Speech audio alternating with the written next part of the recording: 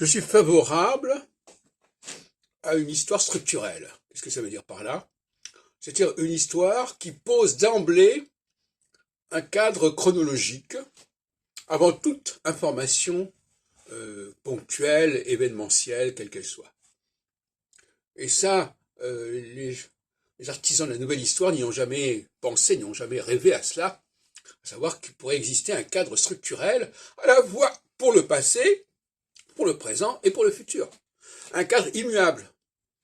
On sait, un cadre qui serait structuré sur la base de période de 7 ans en 7 ans, avec une alternance de périodes équinoxiales et solsticiales. Et ça, c'est un cadre qui serait immuable une fois pour toutes.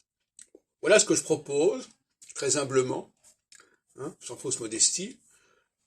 Et je crois qu'il est extrêmement utile de disposer, pour créer une science historique. Vous savez que l'histoire a été refusée à l'Académie des sciences, royale des sciences, à la fin du XVIIe siècle, parce qu'elle n'avait pas de colonne vertébrale véritablement, et qu'elle était à la merci de toutes sortes de on-dit, de légendes, de fables, etc.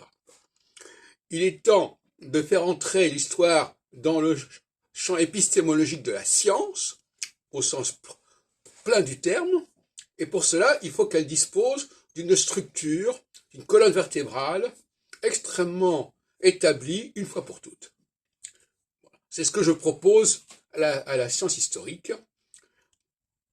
Et cet outil, je l'ai déjà utilisé à maintes reprises. On peut évidemment le démultiplier parce que le nombre d'applications est absolument infini, évidemment.